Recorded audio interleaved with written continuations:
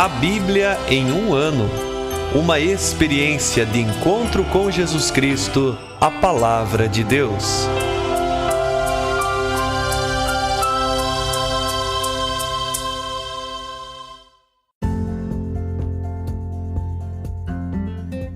Olá, eu sou o Bruno, seminarista da Diocese de Ponta Grossa, Paraná. Você está ouvindo o podcast A Bíblia em um ano. Usando um plano de leitura cronológico, vamos ler a Bíblia inteira em 365 dias, descobrindo como a história da salvação se desdobra e se atualiza em nossas próprias vidas e na vida da Igreja. Estamos usando a Bíblia Católica com a tradução oficial da Conferência Nacional dos Bispos do Brasil.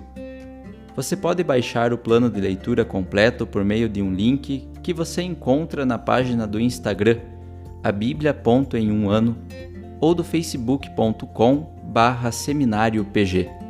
Inscreva-se nesse podcast por meio da plataforma que preferir para receber as notificações diárias dos novos episódios.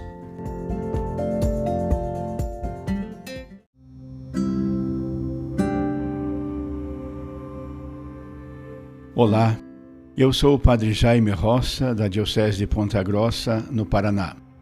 Antes de iniciarmos a leitura e a escuta dos textos bíblicos propostos para hoje, peçamos que pela ação de Deus, a sua palavra frutifique em nossas vidas.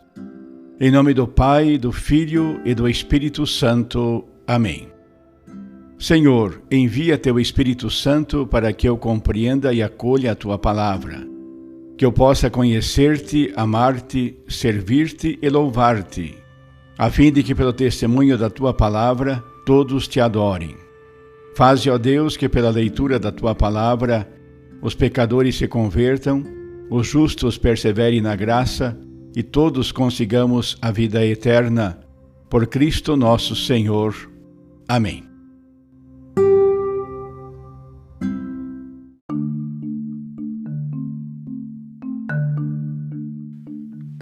Chegamos ao dia 343 do nosso podcast.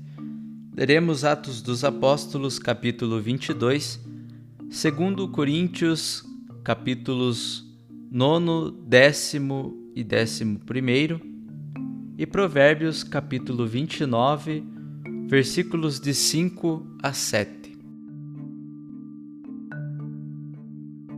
Atos dos Apóstolos, capítulo 22. Irmãos e pais, escutai a minha defesa, que agora vos apresento. Vendo que Paulo lhes falava na língua hebraica, fizeram mais silêncio ainda. E Paulo continuou: Eu sou judeu, nascido em Tarso da Cilícia, mas criado aqui nesta cidade. Como discípulo de Gamaliel, fui instruído com todo o rigor da lei de nossos antepassados, e tornei-me zeloso da causa de Deus, como vós o sois hoje. Persegui até a morte os adeptos deste caminho, prendendo homens e mulheres e lançando-os na prisão. Disso são minhas testemunhas o sumo sacerdote e todo o conselho dos anciãos. Eles deram-me cartas de recomendação para os irmãos de Damasco. Fui para lá a fim de prender todos os adeptos que aí se encontrassem e trazê-los para Jerusalém, a fim de serem castigados. Ora, aconteceu que na viagem, estando já perto de Damasco pelo meio-dia, de repente uma grande luz que vinha do céu brilhou ao redor de mim. Caí por terra e ouvi uma voz que me dizia: Saul, Saul, por que me persegues? Eu perguntei: Quem és tu, Senhor? Ele me respondeu: Eu sou Jesus o Nazareno, a quem tu estás perseguindo. Meus companheiros viram a luz, mas não ouviram a voz que me falava.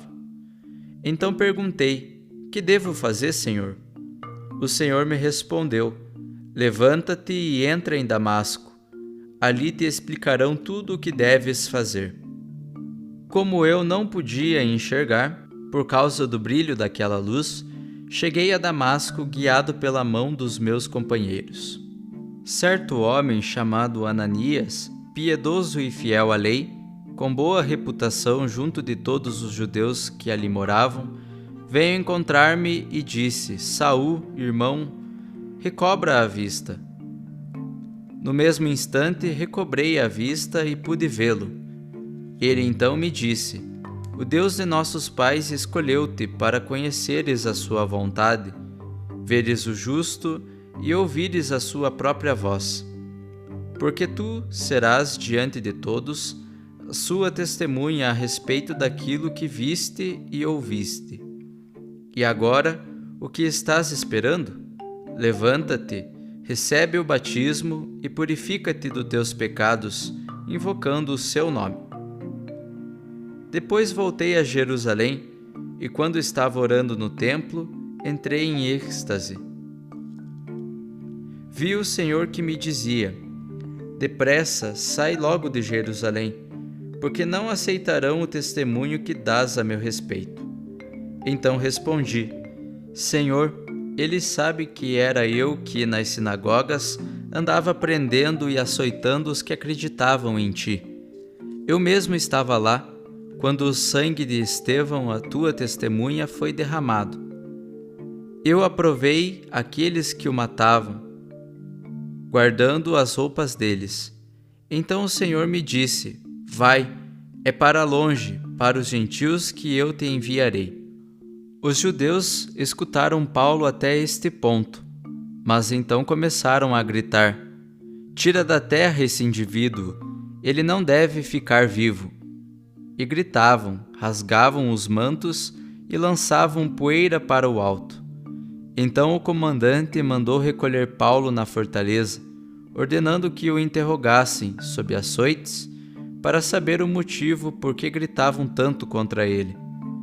Enquanto o estavam amarrando com correias, Paulo disse ao centurião aí presente: É permitido a vós açoitar um cidadão romano sem ter sido julgado? Ao ouvir isso, o centurião foi prevenir o comandante. Que vais fazer? Esse homem é cidadão romano. O comandante foi até Paulo e perguntou-lhe: Dize-me, tu és cidadão romano? Paulo respondeu: Sim, eu sou. O comandante disse: Eu precisei muito de dinheiro para adquirir esta cidadania. Pois eu a tenho de nascença, replicou Paulo. Os que estavam aí para interrogá-lo sob tortura imediatamente se afastaram.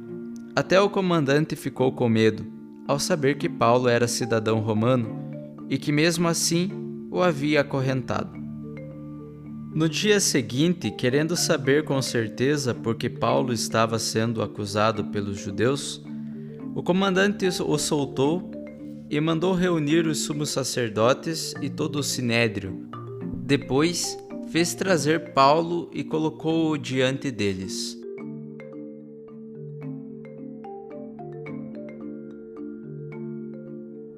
Segunda carta de São Paulo aos Coríntios, capítulo 9. Quanto ao serviço em favor dos santos, não é necessário escrever-vos, pois conheço a vossa boa disposição, de que me orgulho por vós junto aos macedônios, dizendo-lhes: A Acaia está preparada desde o ano passado, e muitos têm sido estimulados pelo vosso zelo.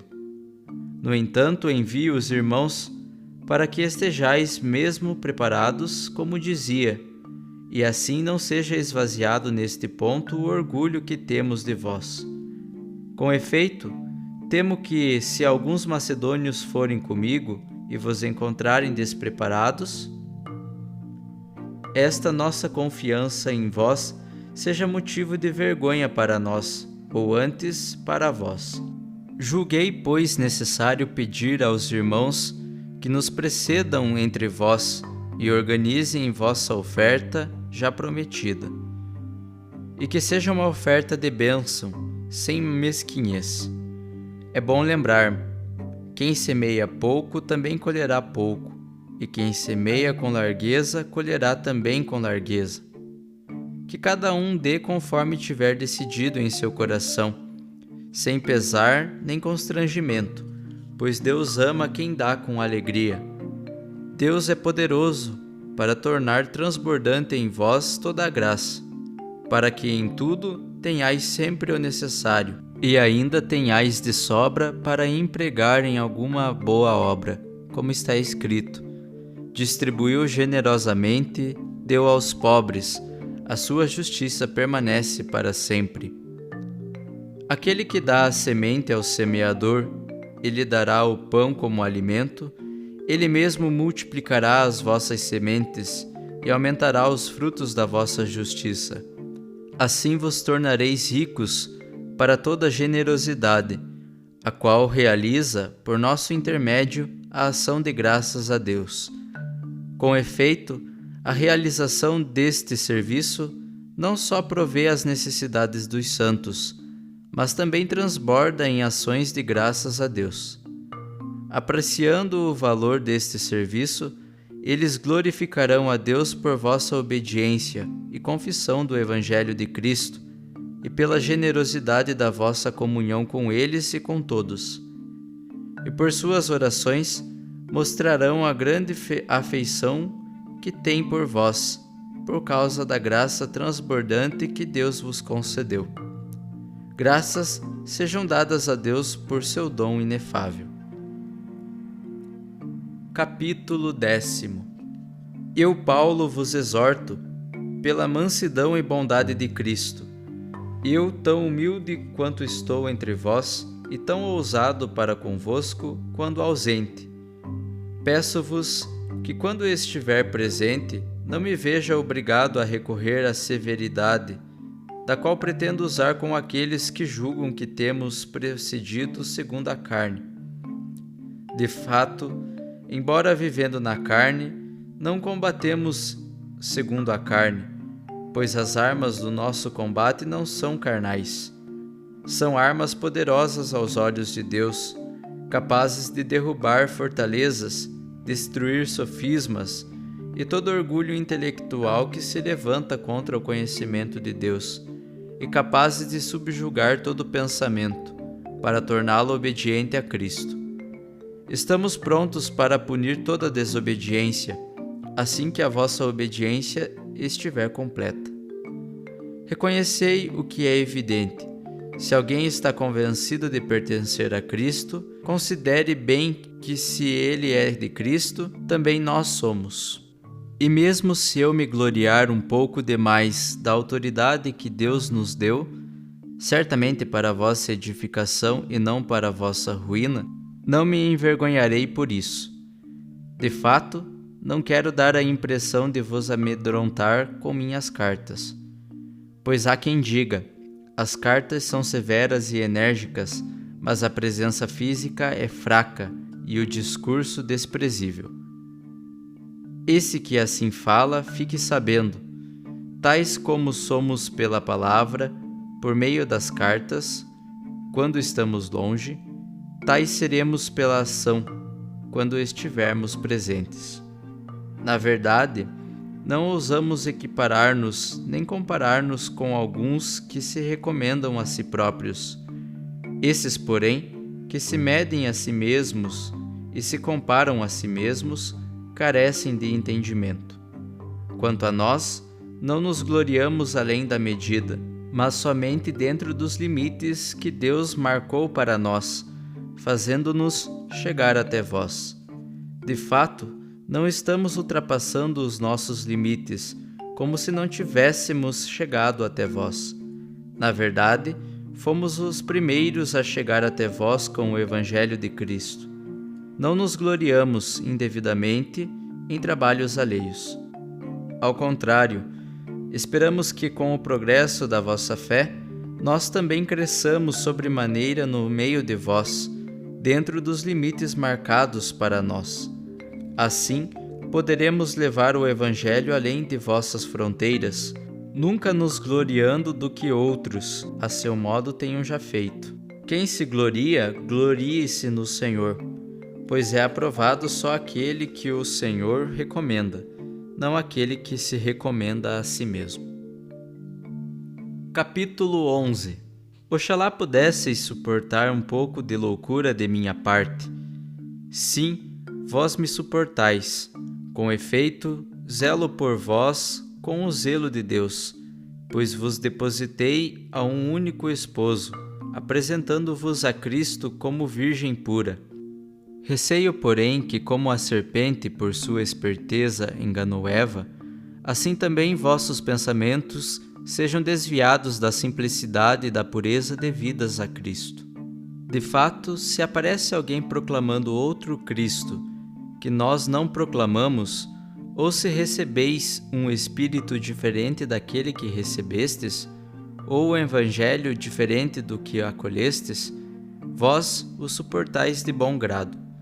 Na verdade, entendo que em nada sou inferior aos superapóstolos. Mesmo que seja inábil na arte de falar, não o sou no conhecimento. Já vô-lo mostramos em tudo e de todos os modos. Acaso cometi algum pecado, abaixando-me para que fosseis exaltados, pelo fato de vos ter anunciado gratuitamente o Evangelho de Deus? Para vos servir, despojei outras igrejas, delas recebendo o meu sustento. E quando, estando entre vós, tive alguma necessidade, não fui pesado a ninguém, pois os irmãos vindos da Macedônia supriram as minhas necessidades. Em tudo cuidei e cuidarei ainda de não ser pesado a vós. Pela verdade de Cristo que está em mim, asseguro-vos que esta minha glória não me será tirada na província da Acaia. E por quê? Será porque não vos amo? Deus o sabe. Como tenho agido, continuarei agindo, a fim de não dar oportunidade aos que desejam igualar-se a nós, pelos mesmos títulos de glória.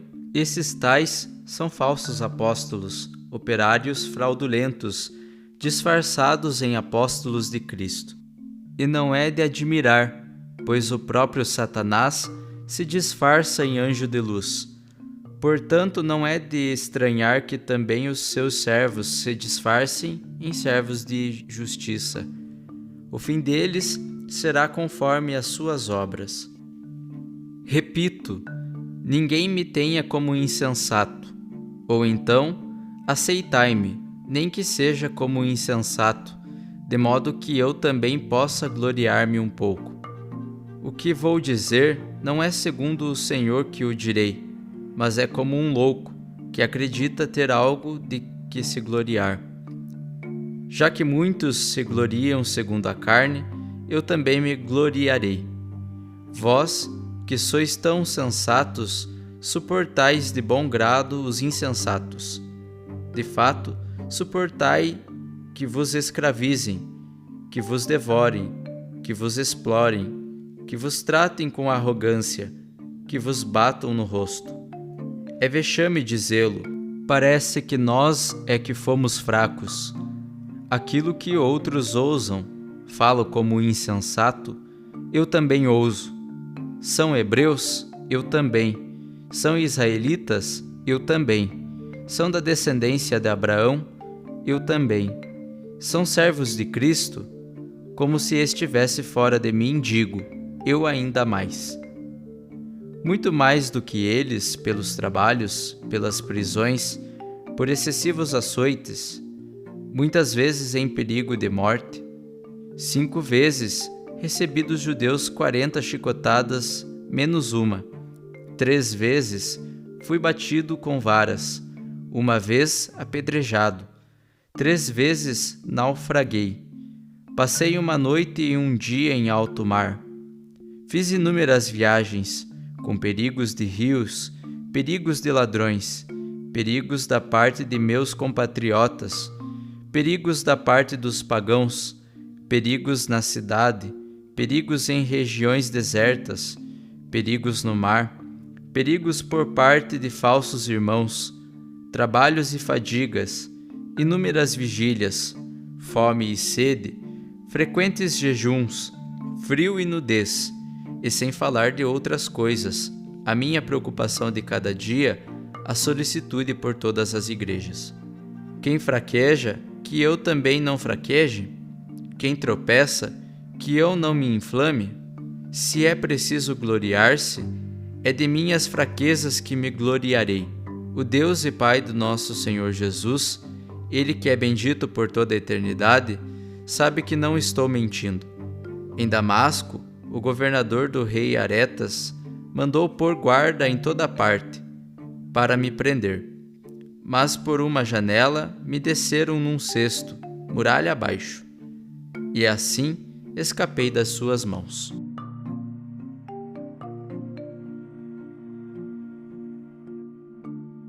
Provérbios capítulo 29, versículos de 5 a 7. Aquele que lisonjeia seu amigo estende uma armadilha a seus passos. Ao pecar, o iníquo se enreda na armadilha, mas o justo salta de alegria e rejubila. O justo se interessa pela causa dos pobres, o ímpio nem toma conhecimento.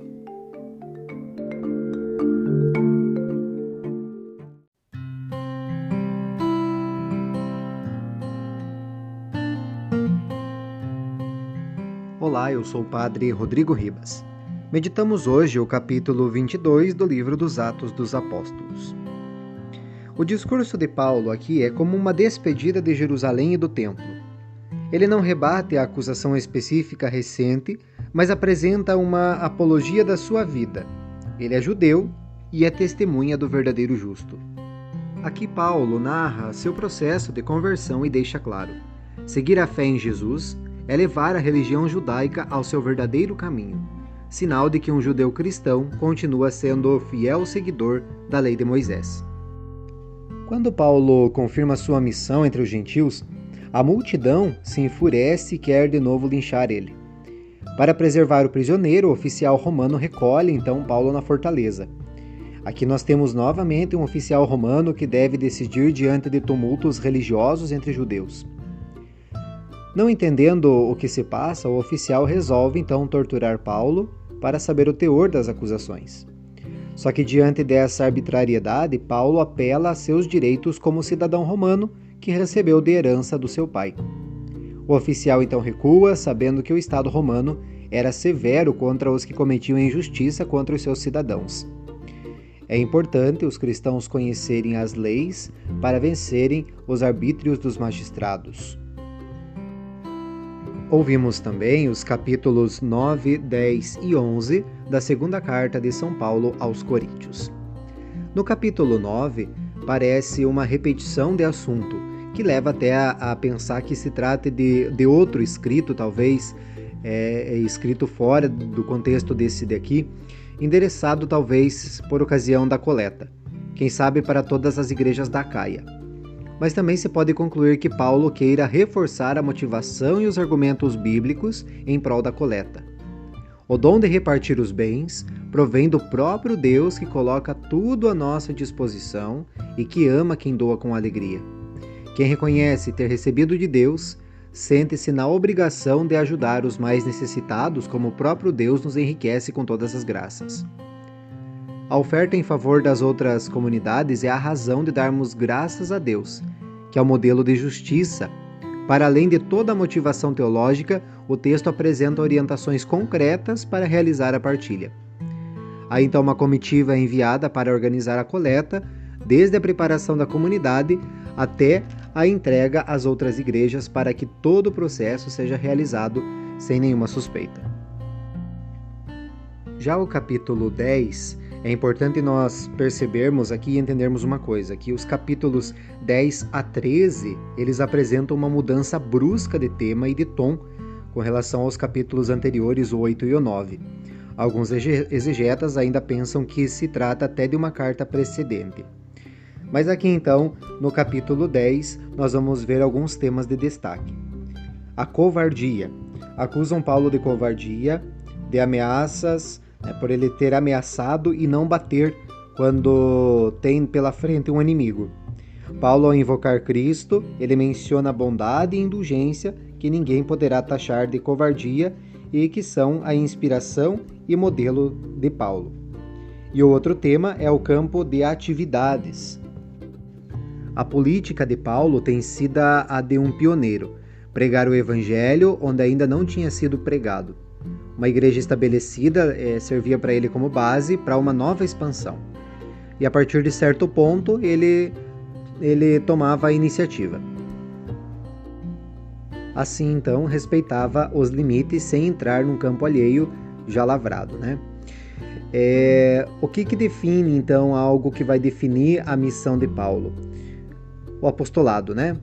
Nele não se excede, mas sempre vai mais além. E disso pode se orgulhar sem reservas. E de resto, não abandona o cuidado pelas igrejas que ele já estabeleceu.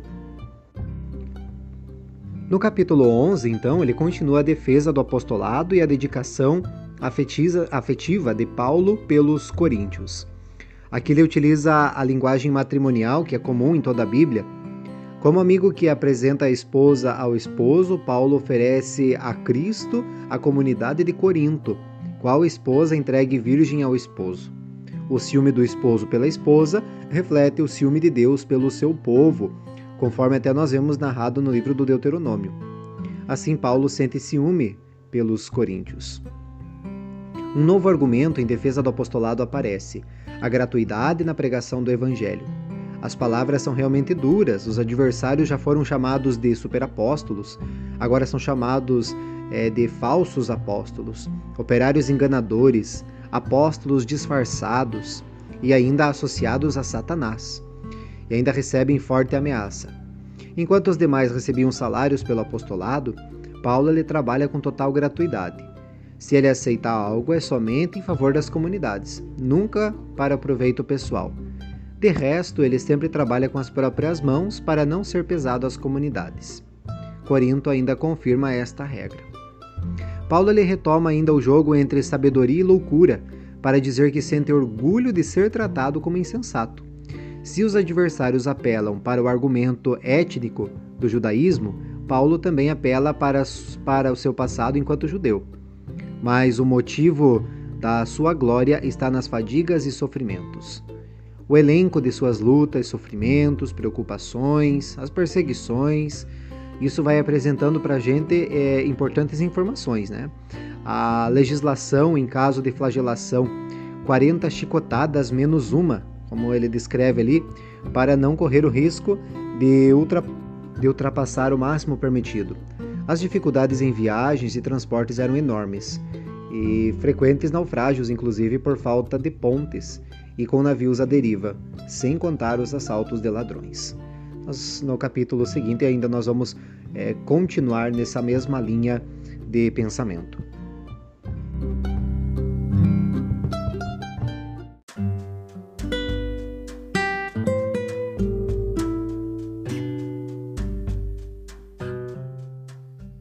Queridos irmãos e irmãs, que possamos exclamar com São Pedro, a quem iremos, Senhor, Tu tens palavras de vida eterna, e que a cada dia, após a escuta atenta da palavra, possamos renovar a nossa opção por Cristo e pelos frutos de eternidade que Sua palavra nos oferece. Quem vos fala é o Padre Hélio Guimarães, da Diocese de Ponta Grossa, no Paraná. Oremos. Ó Deus, que unis os corações dos vossos fiéis num só desejo, dai ao vosso povo amar o que ordenais e esperar o que prometeis, para que na instabilidade deste mundo fixemos os nossos corações onde se encontram as verdadeiras alegrias. E abençoe-vos o Deus Todo-Poderoso, Pai, Filho e Espírito Santo. Amém.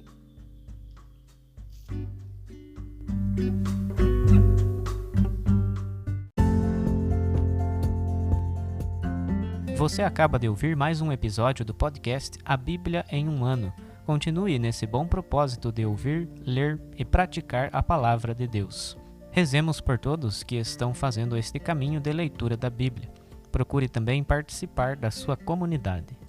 A permissão para uso do plano de leitura The Bible in a Year com o Padre Mike Schmitz e Jeff Kevins foi concedida por Ascension. A versão original pode ser baixada em ascensionpress.com. Todos os direitos desse plano estão reservados à Ascension. Os demais conteúdos do podcast não são criados, revisados ou apoiados por Ascension. Até amanhã!